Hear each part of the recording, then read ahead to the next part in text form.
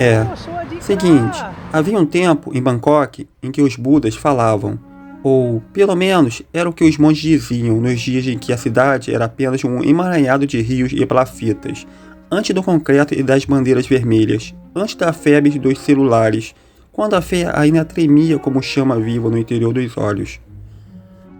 Mas em algum momento o ouro se calou, e quando o ouro silencia é porque algo foi enterrado por dentro, escondido, selado, como uma oferenda não entregue. Um homem chamado André cruzava Bangkok como quem caminha sobre a pele de um dragão adormecido. Descia a escada de metrôs antigo como se descesse para dentro da terra. Ouvia o silêncio da escola budista como se fossem sinos estilhaçados pelo tempo. Tocava a parede de mercados como se nelas houvesse um código secreto. Algum sussurro escondido entre as frutas, os peixes, os talismãs e os sorrisos. Mas ninguém disse nada, e era aí que estava o primeiro passo. Poucos sabem que Bangkok tem dois corações, um visível, pulsante, frenético, com tuk-tuks, trens aéreos, turistas e monastérios reluzentes, e outro, soterrado. Esse segundo coração não pulsa sangue, mas memória. É o coração dos monges que foram esquecidos, das escolas construídas com madeira roubada de navios naufragados, das crianças que escreviam mantras com tinta feita de cinza humana. E lá vive os Budas que não piscam, não por escolha, mas por maldição. André ouviu, sim, ele ouviu, o riso de um monge jovem ao fundo, enquanto atravessava uma rua qualquer. Era um som leve, sincero, mas ali escondia-se o segundo passo. Desde 2017, escândalos envolvendo templos e tráfico de bens sagrados se iniciaram dezenas de monges tailandeses. O governo tentou intervir, o povo se dividiu, e alguns templos fecharam suas portas para sempre. Não porque estavam impuros, mas porque riram demais. E para certos anciões, o riso, quando vem sem disciplina, é profanação, mesmo que venha da alegria. Assim como um teatro invisível, os monges voltaram a treinar o silêncio, e suas sombras começaram a projetar algo mais frio que fé. Tailândia e Camboja vão guerrear de novo? André se perguntava em voz alta, e mesmo que fosse só retórica, ali surgia o terceiro passo. Desde os séculos de Angkor, os dois reinos se espreitam como tigres silenciosos, não pela terra, não pelo ouro, mas pelos Budas. O Camboja acusa a Tailândia de roubar estátuas antigas, de esculpir novos Budas com traços Khmer e chamá-los de tailandeses, mas o que ninguém diz é que as estátuas não foram apenas levadas, eles foram multiplicadas. Sim, há Budas gêmeos, esculpidos ao mesmo tempo, um no Camboja e outro na Tailândia, como se algo invisível estivesse tentando se materializar em dois lugares, ao mesmo tempo. E Bangkok guarda alguns desses espelhos nos subterrâneos, onde nenhum turista pisa, onde os olhos dourados nunca fecham. Em certo momento, André passa por uma escola. É simples, com estudantes de uniforme e professores que sorriem, mas ali jaz a quarta camada. Durante o regime militar tailandês da década de 1950, algumas escolas monásticas começaram a ensinar uma versão modificada do Tripitaka, o cânone budista, removendo certas passagens sobre monges, andarilhos e visões proféticas. Livros velhos, com as versões antigas, foram escondidos em templos afastados ou enterrados sob fundações escolares. Por isso, dizem os monges mais velhos, certas salas ecoam, mesmo vazias. É como se os textos quisessem voltar, como se ainda houvesse alunos invisíveis sentados ali, escrevendo mantas com o dedo sobre o próprio silêncio. Ali, em Bangpai, André pegou um trem, mas havia algo estranho naquele vagão. Estava quase vazio, exceto por um senhor de olhos fechados que parecia escutar tudo. E aí, o quinto passo. Durante a construção do metrô de Bangkok, ossos antigos foram encontrados sob a estação de Bangpai. Eram de monges anônimos, sepultados em pé, como se estivessem meditando. O metrô foi construído mesmo assim, mas os operários disseram que, durante meses, as luzes do túnel piscavam sozinhas quando passavam por ali. Até que um engenheiro tailandês, crente da velha escola, construiu secretamente um pequeno altar oculto dentro da parede da estação. Disse que ainda está lá. E que, se o trem parar exatamente entre dois postes, e você ouvir um sino, alguém vai sentar ao seu lado, mesmo que o banco esteja vazio. Por fim, André chegou, diante da gigantesca estátua dourada, com 100 metros de ouro, 100 metros de silêncio. Aquele Buda, embora recém-construído, já carrega uma maldição que poucos conhecem. Ele não pisca, e não é por ser de pedra. Nas tradições secretas de alguns monastérios, um Buda só é considerado desperto quando sua sombra se move diferente do sol. O Buda de Bang Pai não tem sombra própria. Ele reflete a dor de visitante, ou seja, seu vazio é espelho, não de compaixão, mas de ausência. Conta-se nas vielas ao redor do templo que um monge chamado Akashai viveu ali há quase 150 anos. Não falava com ninguém, escrevia com os pés e chorava diante de folhas secas. Foi expulso, mas antes de partir, esculpiu um pedaço de madeira o seguinte aviso: quando construírem um Buda com medo de lágrimas, verão os olhos dele sempre abertos, mas nunca despertos. Essa madeira foi queimada, mas parte das cinzas foi usada no reboco da estátua atual. E por isso, dizem os velhos, aquele Buda jamais piscará. Enquanto André filmava, uma criança vestida de monge o observava, nos olhos, algo ancestral. Ele segurava uma folha de bodi. Não disse nada, apenas se aproximou, mas alguém o chamou e ele voltou correndo. A folha ficou no chão e naquele instante o ar tremeu. André não viu.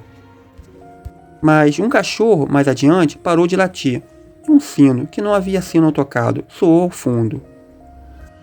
Era noite, mas no templo de Bangpai, os olhos de Buda continuavam abertos. No interior da grande sala, um velho monge caminhava sozinho, com passos circulares. Girava ao redor da estátua, como quem traça uma espiral no templo. Trazia em mãos uma pequena tigela com água, e dentro dela, uma folha seca. Chamava-se Prazit, e tinha sido discípulo do último aprendiz de Akashai. Hoje alguém tocou o véu, ele murmurou, um estrangeiro de olhos limpos e espírito inquieto. Ele não viu, mas fez o Buda respirar. Com um gesto de um antigo ritual perdido, Prazit inclinou-se diante da estátua, soprou sobre a folha da tigela, e então as luzes do templo apagaram. Por alguns segundos, o silêncio foi tão denso que parecia líquido, e quando a energia voltou, um dos monges guardiões correu até a estátua, olhou fixamente para os olhos do Buda e murmurou, assustado, há umidade ali. Como se uma lágrima tivesse surgido, não do rosto, mas da sombra atrás dele. Dizem que, naquela noite, o espírito de Akashai finalmente encontrou a oferenda que lhe haviam negado, não em ouro, mas em presença, porque um estrangeiro, sem saber, havia aceitado uma folha sagrada. E, ao não devolvê-la, fez o tempo inteiro respirar.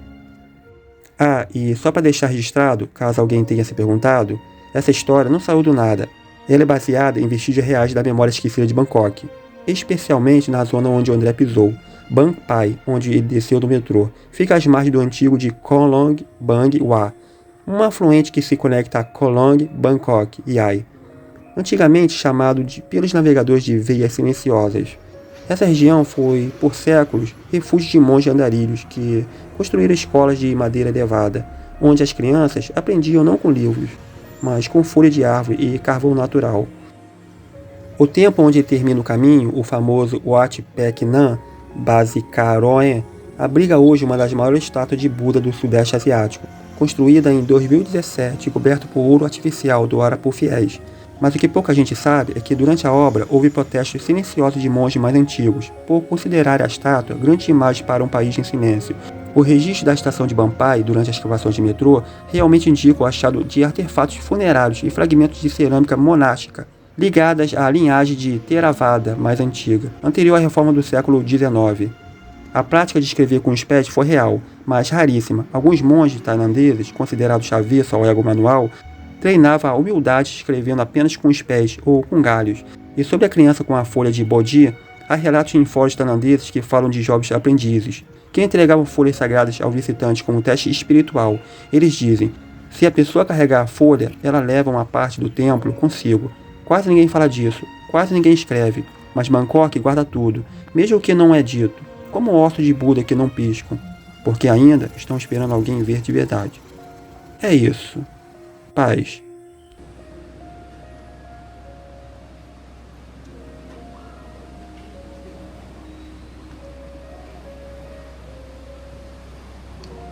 Você nem se pode filmar aqui, eu tô filmando.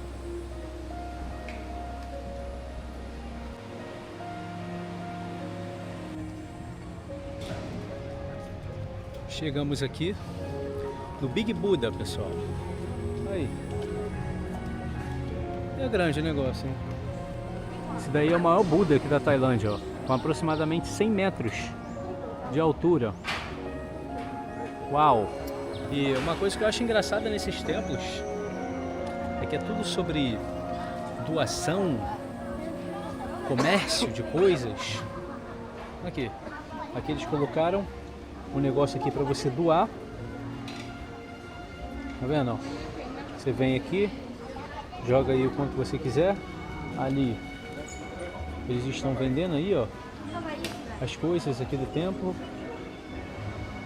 Tá vendo? Flores.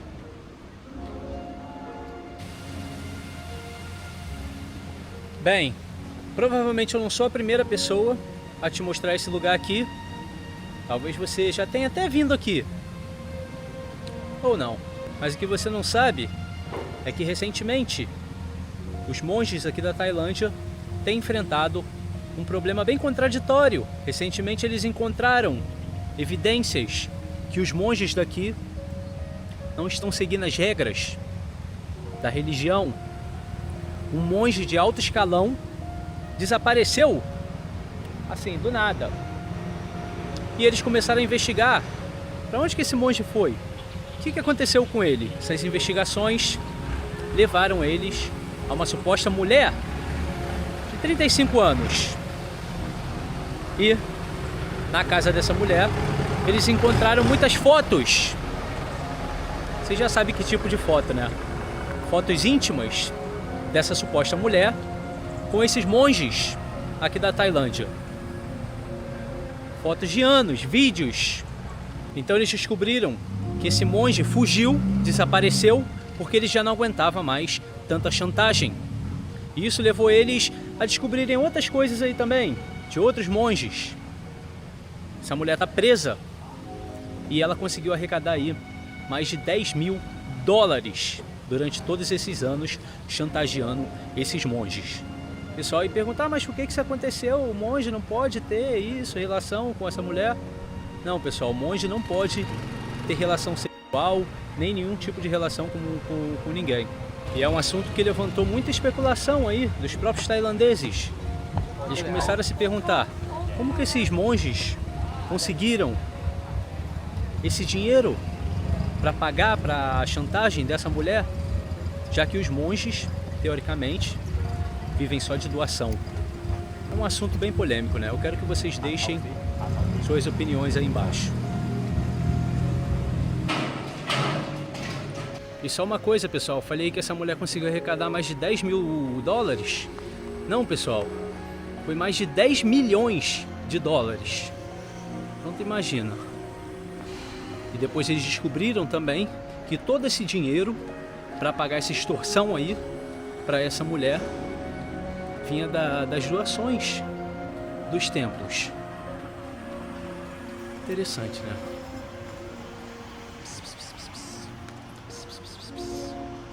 Não pode roubar, né? Não pode roubar, é muito feio, né? Fala. Roubar dinheiro dos outros, muito feio, né?